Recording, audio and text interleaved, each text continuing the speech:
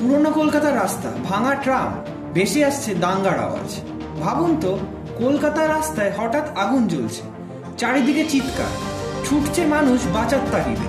ঠিক তখনই এক নাম বজ্রপাতের মতো ছড়িয়ে পড়ল, গোপাল পাঠা।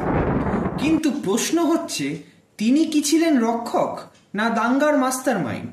আজ আমরা খুঁজে বার করব সেই সত্য। আপনারা ভিডিওটা শেষ পর্যন্ত দেখুন, কারণ শেষে আমি একটা প্রশ্ন রাখব, যেটার উত্তর কেবল আপনাদের হাতেই আছে।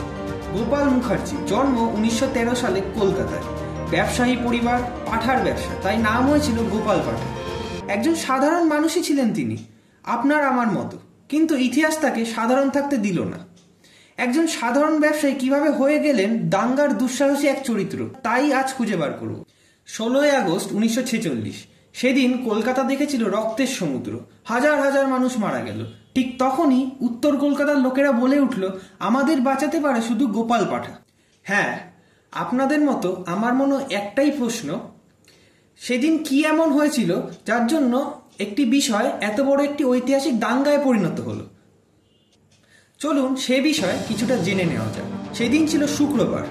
ইসলামে শুক্রবার হলো সবচেয়ে পবিত্র দিন।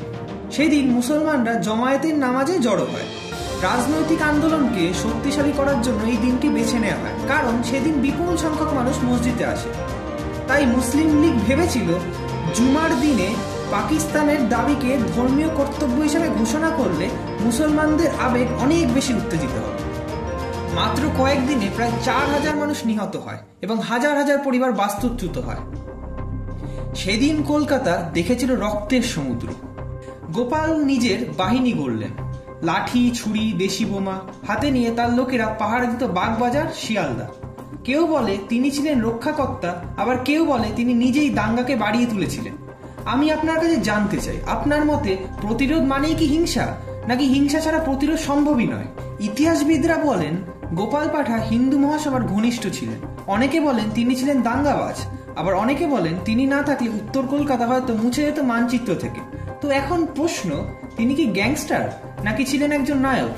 কমেন্টে আপনার উত্তর লিখে দিন। স্বাধীনতার পরে গোপাল আবার নিজের ব্যবসায় ফিরে যান, রাজনীতির ভিড় থেকে সরে আসেন, কিন্তু তার নাম রয়ে যায় কিংবদন্তি হয়ে। গোপাল পাঠার গল্প প্রমাণ করে ইতিহাস কখনো শুধু সাদা বা কালো নয়। তিনি কারোর কাছে ছিলেন রক্ষক, কারোর কাছে কিংবা খলনায়ক। এবার প্রশ্ন আপনাদের উদ্দেশ্যে, আপনি গোপাল পাঠাকে কেমন মনে করেন? আপনার উত্তরটি কমেন্টে জানাতে ভুলবেন না। আর এমনই ইতিহাসে অজানা কাহিনী জানতে চাইলে চ্যানেলটা সাবস্ক্রাইব করুন আর ভিডিওটি শেয়ার করতে ভুলবেন না।